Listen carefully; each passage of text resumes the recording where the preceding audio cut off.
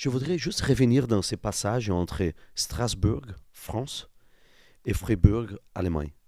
Il y a une différence d'entraînement à niveau physique, tactique, technique. Ça change beaucoup parce que tu as parlé tout à l'heure, c'est 150 km de distance. Mais par contre, c'est deux pays différents. Ça change beaucoup la culture. Un peu, ouais. C'est-à-dire qu'en Le France, foot, il change, la un petit préparation physique. ouais, alors oui et non. C'est-à-dire que ce qui se passe, moi je suis dans le centre de formation Racing et je compare Oui. après le monde professionnel de Fribourg. Donc c'est aussi Ok. différent Oui, du bien centre sûr. avec les pros. Donc c'est pour ça que ça. Oui. Dans le centre de formation à Strasbourg, et tous ceux qui m'ont dit, ils m'ont dit tu as une formation exceptionnelle. Donc la formation, même au centre de formation du Racing de Strasbourg, je sais que. Top niveau. Voilà, top niveau. Ok. Et tous les clubs allemands qui m'ont récupéré après m'ont dit ouais, ça se voit que tu as une formation de très haut niveau. Ah, ok. Et c'est pour ça qu'après, du coup, ça a fait des petits et tout, même en Allemagne, parce que maintenant, tous les Allemands veulent venir chercher en France les joueurs. Ah oui, Parce qu'en oui, fait, c'est la conséquence d'avoir vu des joueurs comme moi. Ouais. Moi, j'étais un des Ouais. précurseurs à partir en Ouais. Allemagne. Et là, maintenant, il y a tous les jeunes Français qui vont là-bas. Ils arrivent et les coachs allemands, ils se régalent parce que les joueurs, ils savent tout faire. La seule chose qui manque un petit peu sur la formation française ou dans le jeu en France, c'est l'éducation tactique qui, là, en fait, en Allemagne, est beaucoup plus poussée. plus développé, quoi. Ouais, où ils sont plus en fait sur la performance collective que la performance individuelle. Ouais. Alors qu'en France, on forme plus les joueurs que l'équipe. Et donc, un joueur français là-bas, ça va très bien. Mais Il faut c'est que pour tu ça que- maîtrises En fait, c'est pour ça que le joueur tactique. français. Ouais, mais tu le as un joueur super français, joueur. il s'exporte. C'est le meilleur produit qui puisse se porter partout dans le monde. Parce qu'en fait, il est capable de s'adapter à tout. Il est formé pour s'adapter en fait à tout parce qu'il y a une vraie formation qui est faite sur lui. Alors qu'un joueur allemand, regarde des joueurs allemands, il y en a beaucoup qui sont à l'international. Il y en a Encore pas. aujourd'hui, c'est comme ça, Karine. Bah oui, mais parce qu'en fait. Les académies, les centres de formation, moi, je ne sais pas comment ça se passe en Allemagne. Je ne sais pas si ils ont le même système qu'on a ici. En fait, en Allemagne, ce qui se passe, c'est qu'on appelle. Il y avait une vibe à un moment avec tous les jeunes entraîneurs allemands. Il y a Oui. beaucoup de jeunes entraîneurs qui ont pris des gros clubs et tout. On appelle ça en Allemagne les computer trainers. Ça veut dire qu'il y a eu beaucoup de. Les computer entraîneurs. Ouais, computer, ça veut dire ordinateur. Ouais, Les ouais. entraîneurs Ouais, de ouais. football Les manager. mecs sont. En fait, ils sont là et moi-même, quand j'ai fait la robots, formation, on n'était pas beaucoup d'anciens pros. Et je voyais certains des coachs un peu. Bon, maintenant, c'est en train de justement essayer de leur faire prendre conscience qu'en fait, on n'est pas des machines, les joueurs ne sont pas des machines. Parce que le gars, il racontait des trucs. Moi, je dis, mais attends, mais le gars, il vient de faire 3 sprints en aller-retour. Tu peux lui demander encore d'être présent ou d'aller faire le sprint au premier poteau quand le gars, il sort de l'autre côté. Parce que là, en fait, sa pulsation, elles sont à 200. Il vient de faire 4 allers-retours. On peut pas gérer le joueur comme ça. C'est pas des machines, en fait, que tu places comme dans PES ou à la PlayStation. Oui, non. Tu vois, le joueur, c'est Donc, un être tableau, c'est pas un c'est un tableau, être quoi. humain, ouais, il faut gérer ses efforts et ses émotions aussi sur le terrain. C'est ça, coacher. C'est pas juste dire, ouais, tactiquement, à ce moment-là, le ballon, il est là, lui, il doit être là, il doit être là. Oui, mais attends, là, ce que tu demandes comme effort, répéter, c'est pas faisable. Et en fait, c'est ce qui manque à certains coachs, en tout cas dans un profil de coach qui avait été beaucoup mis en avant à un moment en Allemagne. Et là, maintenant, ils essaient d'allier des joueurs qui ont cette mentalité de tactique, comme on dit, des computer coach, avec l'expérience un peu des Terrain, joueurs quoi. terrain. Ouais, des joueurs. Ouais, pour savoir maintenant qu'est-ce que ressent le joueur à ce moment-là sur le terrain. Exactement. Parce que c'est de l'émotion, c'est la gestion des émotions, le football à très haut niveau. Ouais. C'est du mental et gestion des émotions. Et ça, c'est pour ça qu'il y en a beaucoup qui disent, oui, on peut... pourquoi c'est que les anciens pros qui facilitent les choses? Mais parce que les anciens pros, en fait, ils savent ce que c'est cette gestion des émotions. Et ça, c'est un paramètre qui est hyper important, que les gens, ils ne savent pas qu'ils ne savent pas, que quand on arrive à ce niveau là-haut, c'est des éléments déterminants, parce que tout le monde sait faire une passe. Mais en fait, il faut savoir bien la faire, la passe, et à ce moment, dans quel état psychologique il est le joueur à ce moment-là. Et c'est ça qu'il faut savoir comprendre en tant qu'entraîneur pour gérer son groupe et ses joueurs. Parce qu'un joueur, c'est gérer ses émotions sur un terrain au très haut niveau. Ah. Oui, ce mélange entre l'académie et le Ouais. terrain, elle est nécessaire. Tu ne peux pas avoir un coach qui a la vision académique. Sinon, c'est ça. On n'est pas des ordinateurs, quoi. Tu ne peux pas demander certaines choses. Il y avait un coach au Brésil qui disait, quand il parlait du 6, il disait, oui, après il se déplace là, après il vient ici, sur le tableau c'est 20 cm, mais sur le terrain c'est 30 mètres. Le mec n'arrive pas à faire aller-retour. Sur le tableau c'est facile, hein, tu déplaces le 6 comme ça. Sur le terrain, va demander ses efforts de lui. Au-delà de ça, c'est pas la même chose. Du coup, de ce que tu dis, s'il doit faire les allers-retours sur tout le truc, sur toute la largeur du terrain 2 fois. Mais les joueurs, en plus de ça, ce qu'il faut se dire, c'est que là, à ce moment-là, ils réfléchissent, ils disent, mais pourquoi moi je cours? Parce que maintenant, les joueurs, on leur demande d'être intelligents. Ah oui. Donc, ils commencent à réfléchir. Et le joueur, il se dit, mais attends, mais je viens de faire 3 allers-retours. Moi, j'en ai marre de faire les 3 allers-retours. Tu vois, c'est comme moi j'étais ailier droit. On me dit, vas-y, va presser ton latéral. Je vais presser une fois. il fait passe dans l'axe, parce que derrière, en fait, le 6, ici pas. Je fais une fois, 2 fois, 3 fois, je peux le faire. Au bout d'un moment, mais je dis, moi, j'en ai marre. À chaque fois que j'y vais, il fait passe là. Oui. Ça sert à rien, en fait, ce que je fais. Le système vient ça avec. A plus de sens, ouais. Et c'est un peu ça, le football. C'est-à-dire que c'est pas que coacher, c'est donner du sens aussi à ce qu'on fait et que chacun qui fait les efforts, parce que c'est difficile de courir à haute intensité tout le temps, il faut qu'ils comprennent que ça a un sens et que ce soit utile. Parce que sinon, après, c'est des joueurs qui, ok, le coach il me dit de courir et c'est des machines. Et ils réfléchissent plus. Et en fait, ils déconnectent mentalement en se disant, bah, moi, je fais mon job, comme ça, le coach il me laisse tranquille. Mais après, c'est pas ce joueur-là qui va te faire la diff, il va pas être impliqué, et pas tout ça. Donc, bon, après, là, c'est un autre sujet sur le coaching et sur le management des joueurs. Mais... Pendant ton expérience en Allemagne, c'était un peu comme ça, avec des coachs trop académiques? Bah, j'ai eu des coachs qui disaient, non, tu cours et tu... En fait, la mentalité de ce que je découvre, et là, c'est un peu le défaut que j'ai de français, c'est des fois il y avait des coachs qui disaient bon on va à l'entraînement même allez on va faire ça on va aller courir. Moi je dis mais pourquoi on y va là, je suis KO j'ai besoin de ça voilà moi j'ai et on y va carrément. Les Allemands me disent tais-toi vas-y viens on y va.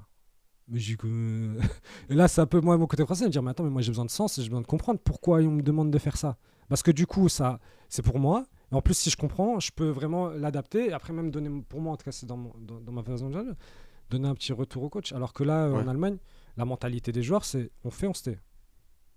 C'est le coach. Si le coach il te dit fonce dans le mur, 3 fois de suite, ils vont et foncent dans le mur et ils réfléchissent pas. C'est le coach. Donc, et là, après, moi, c'est là où moi, j'ai un caractère à ce moment-là. Je me rends compte que j'ai un caractère alors que je pensais ne pas en avoir. Mais en fait, c'est juste parce que je pose des questions. Je dis ouais mais pourquoi, j'aimerais comprendre et là tactiquement vous me demandez de faire ça mais pourquoi et si par exemple moi je l'oriente de ce côté là si par exemple comme on dit par exemple si on fait le pressing on oriente le pressing vers l'intérieur vers l'extérieur par exemple si moi tu vois je dis comme là à chaque fois je fais le pressing sur le latéral comme moi je suis un ailier droit je fais le pressing sur le latéral gauche je l'oriente vers quel côté s'il me dit ouais tu l'orientes pour qu'il fasse la passe vers l'intérieur et que je me rends compte que le 6 il suit pas du coup, si je suis un joueur intelligent, j'arrête en fait, je l'oriente vers l'extérieur parce qu'à chaque fois, l'autre il fait la passe dans l'axe, il peut se retourner et ça fout le feu dans notre défense en fait parce qu'il a le champ ouvert, parce que derrière ça suit pas. Et c'est là après où ça a changé aussi en Allemagne. Maintenant, ils essayent de la réflexion que le joueur il comprenne pour qu'il puisse réagir sur le terrain parce que le coach depuis l'extérieur il peut pas toujours réagir. Donc c'est dire ok voilà le plan A. Faut pas télécommander les voilà joueurs. Exactement. On va essayer d'orienter l'adversaire vers l'extérieur pour qu'il arrive là-dessus parce qu'on va les bloquer comme ça. Ou alors on les oriente vers l'intérieur parce que ça ou ça. Et du coup le joueur après il peut prendre des décisions collectivement sur le terrain. Tu me fais penser à un truc là. On parle début des années 2000. C'est-à-dire vis-à-vis de ces périodes. C'était les années 2000. 2007, 2000 ouais. 2000... c'est déjà un moment. Ouais. Parce qu'il y a les années 80, 90 que l'Allemagne la nationale, elle a des résultats à niveau international. Oui, ça, non, mais l'Allemagne, elle a toujours eu. Non, mais l'Allemagne a toujours eu des résultats, peu importe. 86 contre l'Argentine et après 90. Non, mais l'Allemagne, donc ils sont au final, quoi. Là, donc peut-être que le modèle, il marche. Non, le modèle. Et donc on garde ces modèles-là. Non, mais alors. On va vers le mur, mais ça marche si on va vers le mur. Non, mais en fait, ce qui se passe. Ils sont des machines. Hein. Non, mais les Allemands, dans cette période, l'équipe première, c'est très dur de jouer contre les Allemands. Hein. Non, mais les Allemands, non, mais ils sont toujours des machines. Sur ça, c'est pas un sujet. Et les Allemands, ils ont une autre force. C'est-à-dire que moi, j'ai passé mes diplômes là-bas, d'entraîneur. Et ils étaient là, et pendant qu'on passait les diplômes, c'est de dire ouais, mais. Voilà comment on a fonctionné jusqu'à présent. La philosophie de jeu qu'on avait, c'est la fédération qui est là. Et nous, en plus, j'ai eu la chance d'être par l'un des plus grands. Alors, ils ont des scientifiques du sport là-bas, des gourous mais ils sont trop forts, vraiment. Le gars, il est trop fort. Il est vraiment très impressionnant. C'est là, avec lui, j'ai appris que, en fait, je connaissais rien du foot. Tu es face à lui et tu te dis, il te parle de sujets sur le terrain. Tu te dis, waouh, mais j'ai jamais réfléchi à ça, en fait. J'ai jamais pensé à ça. Alors que j'ai fait 15 ans de carrière. Et donc, ce gars-là, il vient et il nous dit, ouais, voilà, en Allemagne, jusqu'à présent, on a pensé le foot comme ça. Mais là, regardez l'Espagne, comment ça fonctionne. Donc, du coup, il faut qu'on réfléchisse là. Là, le football, il est en train d'évoluer. Donc, voilà, tactiquement, maintenant, toutes les équipes, elles sont en place. Tout le monde sait coulisser. Tout le monde sait percer. Physiquement, voilà, c'est ça, c'est ça. Donc, nous, on pense que le football, dans 20 ans, il va être comme ça. Donc, en fait, si le football est dans 10 ans, 20 ans comme ça, c'est là, maintenant, dans les centres de formation, il faut qu'on forme les joueurs comme ça pour essayer d'anticiper, en fait. Et c'est là où ils sont forts. Ils sont forts. Ouais, ils sont forts. Parce que là, tu dis, ah ouais, en fait, ils te mettent dans des trucs. Et après, ils disent, du coup, nous, on vous forme, vous. Parce que c'est vous qui êtes dans les centres de formation en Allemagne, maintenant. Et c'est vous qui allez former notre futur football et nos futurs joueurs internationaux allemands. Et il y a toute cette réflexion derrière qui est faite. C'est pas juste dire, Oui, bah, on va jouer parce qu'on a vu Guardiola faire maintenant tiki-taka, ou alors Jürgen Klopp parce qu'il fait maintenant le contre-pressing. En fait, c'est quoi là? On va pas se fixer sur un, c'est l'évolution du football a changé et continue d'évoluer parce qu'il y a différents paramètres et l'évolution de la société et Donc, du monde. Et la Fédé allemande, elle est toujours en train d'y aller à elle est tout le chercher temps en train de se remettre en question. Elle est tout le temps en les train de se remettre. concepts qui sont en Ouais. place à Y niveau a rien, y a monde rien. pour construire. Ouais. Donc, c'est en mutation. Et tout une le temps, la mutation formation. permanente. Et moi, avec un diplôme d'entraîneur allemand, je dois faire tous les 2 ans ce qu'on appelle une autre formation à chaque fois pour me mettre à jour. C'est actualisé. Ouais. Ouais, s'actualiser en permanence, il faut, parce que sinon je le perds le diplôme. Il y a beaucoup de personnes, Karim, qui critiquent la formation française et qui, pendant des années, étaient la première, avec des résultats aussi, et qu'après, on s'est appuyé sur les connaissances qu'on avait. Les Espagnols, ils ont développé, ils sont évolués, les Allemands, pas partout, les Anglais, bon, bref. Et la France qui s'est stagnée, qui a arrêté. Tu penses que c'est comme ça? Toi, connaissance, pour parler un peu de ça? Si on fait une comparaison entre la France et l'Allemagne? Bah, moi, j'ai pas fait la formation d'entraîneur En France, tu n'as jamais passé? Non, j'ai pas fait. Par contre, j'ai mes amis qui le font, dont un qui est en train de la faire Et encore. les échanges, qu'est-ce que ça sort? Ils me disent que c'est dur, mais c'est dur, c'est quoi qui est dur? C'est beaucoup d'administratif au jour d'aujourd'hui. Par contre, moi, ce que je peux dire, ce que moi, je peux voir, c'est que je regarde le football du première division française, deuxième division, et j'essaye de reconnaître un peu des styles de jeu. Et j'ai des fois un peu du mal à identifier ce qui est mis en place même dans des catégories très jeunes en Allemagne. C'est-à-dire qu'on arrive à avoir une vraie identité de jeu. Et c'est un peu, c'est ce que je disais au début, c'est-à-dire que c'est vrai qu'en France, on va faire du coaching sur de l'individuel, sur des joueurs. Sur ça, on est très fort. On est au-dessus de l'Allemagne. Mais après, d'un point de vue de jeu collectif et plan de jeu et projet sportif, là, en Allemagne, en fait, ils vont être... Il n'y a pas une identité, quoi. Il n'y a pas cette identité qui est forte. Je veux dire, là, c'est par exemple comme le Racing Club de Strasbourg, là, maintenant, où ils ont cherché un entraîneur anglais. Je ne sais pas si je vous conseille en ce moment de regarder un peu. Bon, on voit en fait une identité que je n'avais pas vue à Strasbourg jusqu'à présent. Mais ce n'est pas un Français qui le fait, là. Je crois qu'il est anglais. C'est un anglais. Ouais, c'est un anglais qui est venu et qui met un style de jeu où on se dit, ouais, voilà, avec des jeunes joueurs inexpérimentés. Peu importe s'il y a Chelsea ou pas derrière, hein, c'est pas le sujet. Mais on arrive à avoir en fait un circuit de jeu, une idée, une philosophie. Il arrive à plus. La philosophie, je pense que tout le monde l'a en France. Tout le monde a une idée, tout le monde dit ouais, voilà, j'aime bien le jeu de Guardiola, d'avoir 6, de toute façon c'est n'importe qui. Mais après, c'est d'avoir la méthodologie, comment la transmettre en fait aux joueurs. C'est ça ce qui est le plus difficile. Et dans le coaching et dans le management, c'est cette méthodologie de travail. Ou par exemple, moi j'ai appris ça en Allemagne, comment transmettre en fait cette méthodologie. Là-dessus, c'est très fort. Et j'arrive à le faire parce que je l'ai fait, j'ai pris des clubs, j'ai pris des équipes. Et j'ai vu que j'ai réussi à le faire même dans des niveaux très bas. J'ai coaché, quand je faisais mes diplômes d'entraîneur, j'ai coaché des équipes amateurs. Hein, et j'ai réussi à mettre une identité de jeu.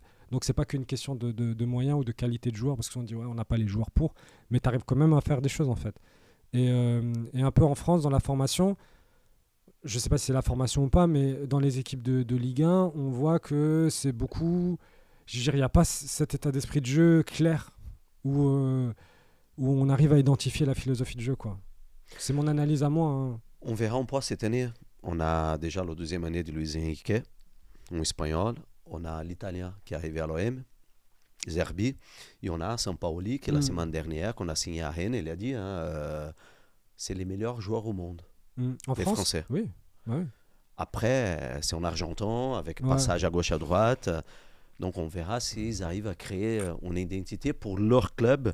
Mais je suis d'accord avec toi. Peut-être que la France, en général, il n'y a pas encore sa identité dans les clubs amateurs. Si on arrive en France, tu vois, bon après, c'est le foot français. À donner encore juste cette brique-là au coach français, la France va dominer le monde. Oui, parce qu'on est, comme tu as dit, on est trop dans l'individuel. Ouais. Donc, comme Sampaoli a dit, les joueurs sont là. Mais il faut les cadrer. Il faut les cadrer et mettre cette philosophie de jeu. Et la preuve en est, c'est que là, tu me parles de quoi? Que des coachs étrangers, en fait. Exactement. C'est quoi? C'est parce que ils du sont coup, même les clubs français, du coup, ils disent on va chercher un coach étranger pour qu'il puisse. Parce que peut-être que le coach. Bien utiliser les joueurs. Voilà. Et c'est ça où un peu, il doit y avoir une remise en question qui doit être faite en disant pourquoi. On n'arrive pas encore on arrive à bien former les joueurs, mais les coachs. Mais pas les coachs. Non. En tout cas, si, sur de l'individuel, très fort. Ouais. Très très fort. Je te dis, l'individuel, on est au-dessus de tout le monde et on arrive à tout transmettre. Mais après, il faut réussir à faire la bonne salade avec tous les ingrédients. Exactement.